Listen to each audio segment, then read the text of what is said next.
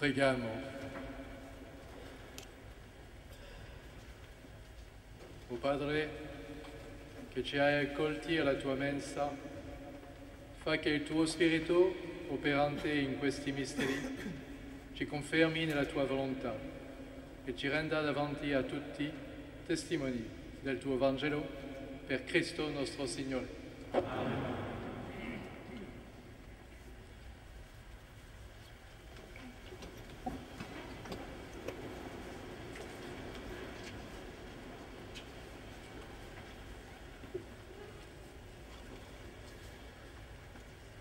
Eccellenze reverendissime, cari rettori, cari professori e studenti, carissimi amici. Eccoci all'inizio di un nuovo anno accademico, un anno già segnato da importanti iniziative ecclesiali. Da ieri l'Assemblea Generale Ordinaria del Sinodo dei Vescovi sul tema Nuova evangelizzazione per la trasmissione della fede cristiana e l'anno della fede che avrà inizio giovedì prossimo nel 50° anniversario dall'apertura del Concilio Vaticano II. Possiamo ricordarci che nella sua lettera apostolica Porta Fidei, il Papa Benedetto XVI ha scritto: fin dall'inizio del mio ministero come successore di Pietro, ho ricordato l'esigenza di riscoprire il cammino della fede per mettere in luce con sempre maggiore evidenza la gioia e il rinnovato entusiasmo dell'incontro con Cristo. Giovedì 11 ottobre. Pertanto, le nostre attività accademiche saranno sospese durante tutta la giornata per permettere a noi tutti di vivere in profonda unione con il Santo Padre l'inizio di questo tempo di grazia, soprattutto in occasione della solenne celebrazione eucaristica da lui presieduta nella Basilica di San Pietro, alla quale siamo tutti invitati a prendere parte. Il cammino dell'anno che si apre avrà una portata di ampio respiro per la nostra vita personale e nel nostro impegno intellettuale. Annunciare con audacia e fiducia la novità permanente del Vangelo, proporre la forza e la bellezza della fede con lo stesso slancio apostolico della prima comunità cristiana, aiutare i nostri contemporanei a riconoscere e a riscoprire i segni della presenza di Dio. Queste fide ci spingono e ci spingeranno a dedicarci all'intelligenza della fede con un impegno nuovo. E su questo cammino dello studio e della riflessione alla gregoriana avremo l'opportunità di ascoltare importanti testimoni della fede, come mercoledì prossimo il Cardinale Etchegaray, e di capire più profondamente, attraverso diverse proposte, come il 50° anniversario dell'apertura del Concilio Vaticano II possa, come ha scritto il Santo Padre, essere un'occasione propizia per comprendere che i testi lasciati in eredità dai padri conciliari, secondo le parole del Beato Giovanni Paolo II, non perdono il loro valore né il loro smalto. Ogni momento della nostra storia, e forse specialmente questo tempo che è il nostro, richiede tanto una consapevolezza acuta delle sue poste in gioco e delle sue sfide, quanto un impegno determinato nella nostra missione di docenti e di studenti. Se desideriamo, con un vero e profondo desiderio, e tenendo fisso lo sguardo sul Signore, portare il Vangelo agli uomini di oggi, dobbiamo prendere coscienza delle nostre responsabilità. Quando tanti sono sconcertati, senza punti di riferimento, alle prese con domande esistenziali, in un mondo che vive l'inevidenza di Dio, dobbiamo prendere sul serio le incertezze e le domande, le aspettative e le sofferenze dei nostri contemporanei.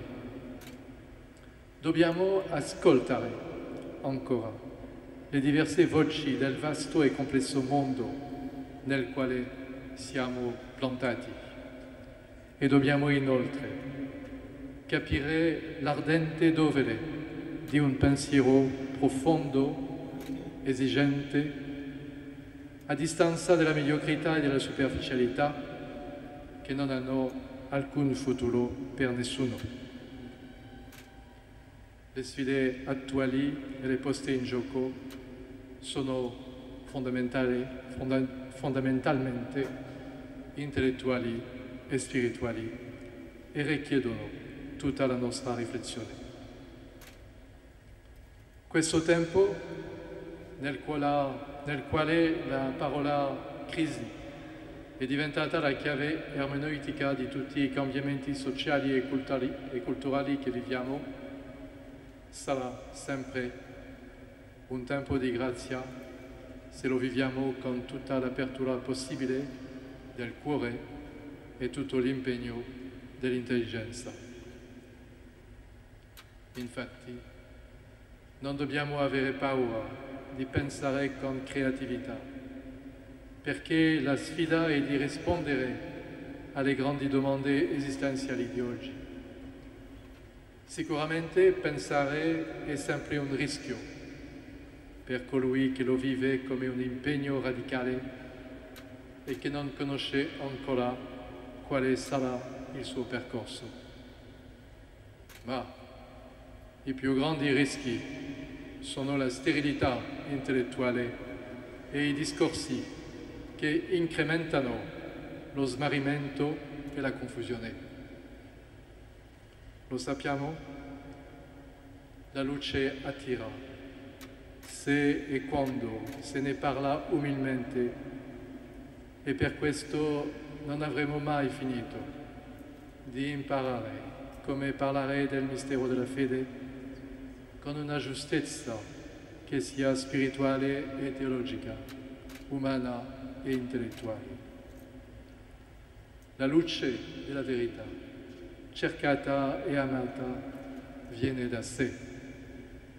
Allora, le parole giuste forano i muri del silenzio e aprono il cuore umano alla parola di Dio, perché queste parole hanno la loro sorgente e le loro radici nel più profondo di ognuno, là dove il Maestro interiore ci incontra e ci insegna.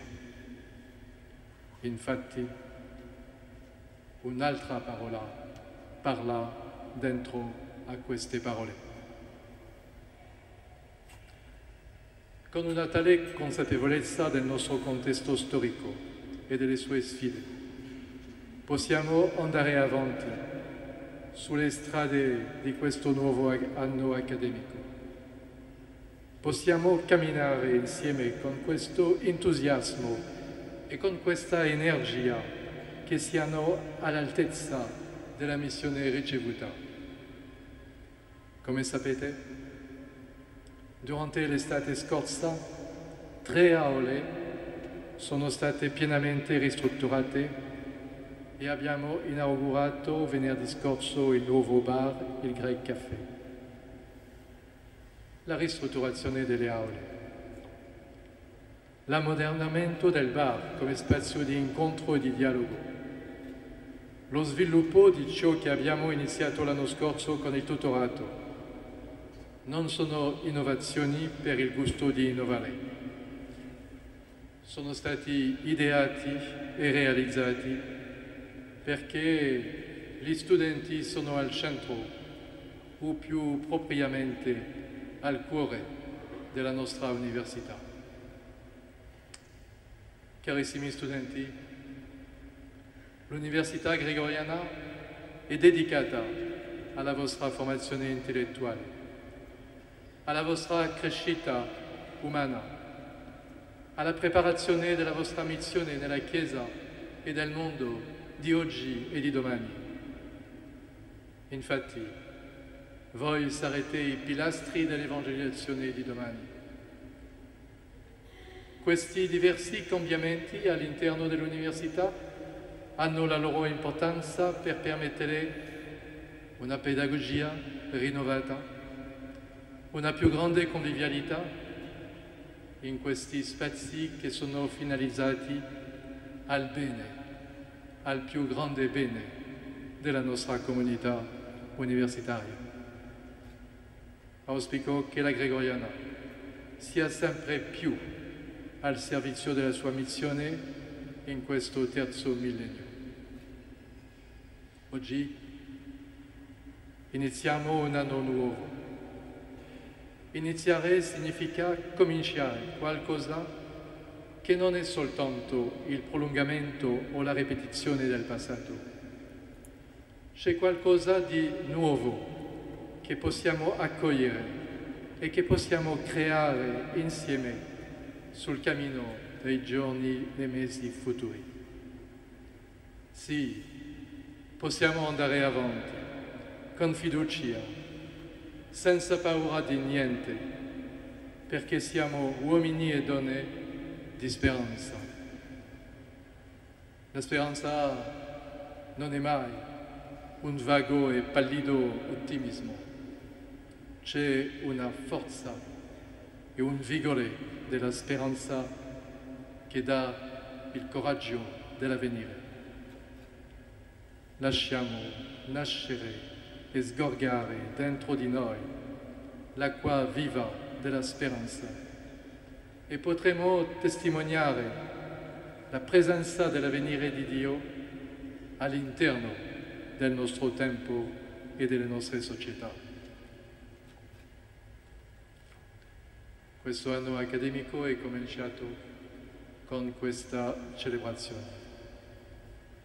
Vorrei ringraziare della loro presenza Sua Eccellenza Monsignor Daria, Sua Eccellenza Monsignor Leuzzi, Sua Eccellenza Monsignor Roach, il Padre Ciarte che rappresenta il Padre Generale, Monsignor Zani della Congregazione per l'Educazione Cattolica. Desidero esprimere la mia gratitudine a tutti coloro che hanno preparato e animato la nostra liturgia stasera. I padri gesuiti Prem Ciaccio e Massimo Marelli, il Pontificio Seminario francese e il suo rettore, il padre Bataille, che hanno messo la loro disponibilità, tutte le loro competenze e tanti talenti al servizio della nostra liturgia. E vorrei ringraziare specialmente Arturo Frey, il direttore del coro. E questo senza dimenticare coloro che sono intervenuti per le letture e la preghiera dei fedeli. Inoltre vorrei assicurare della nostra profonda gratitudine i nostri benefattori che sostengono e appoggiano la nostra dedizione alla missione che ci è stata affidata. E desidero finalmente ringraziare di cuore tutti voi, carissimi amici, che avete voluto con la vostra partecipazione esprimere la vostra vicinanza e amicizia. Possa questo anno accademico, che è per tutta la Chiesa l'anno della fede, essere per noi un anno di grazia e di speranza. In questa prospettiva Dichiaro aperto l'anno accademico 2012-2013, 462esimo dalla fondazione del Collegio Romano, di cui la Pontificia Università Gregoriana è unica e diretta erede e continuatrice. E auguro a tutti voi un anno bello e santo, felice e fecondo.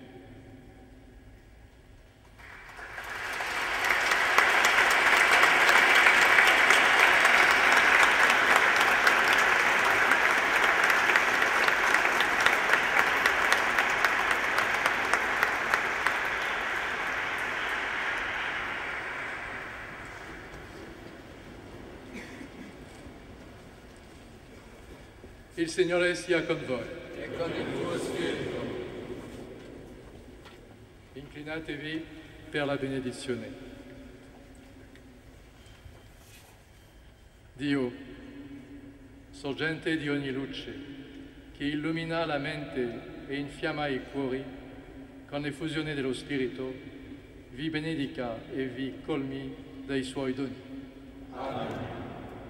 Lo Spirito del risorto, manifestazione dell'amore di Dio per noi, vi guidi verso la verità tutta intera.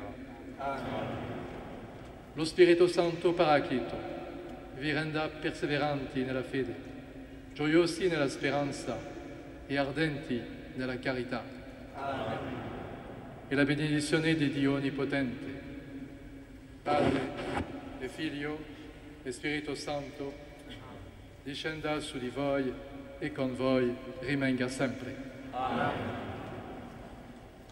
L'unzione ricevuta dal Santo rimanga in voi, vi insegni ogni cosa e vi renda saldi nella verità. Andate in pace.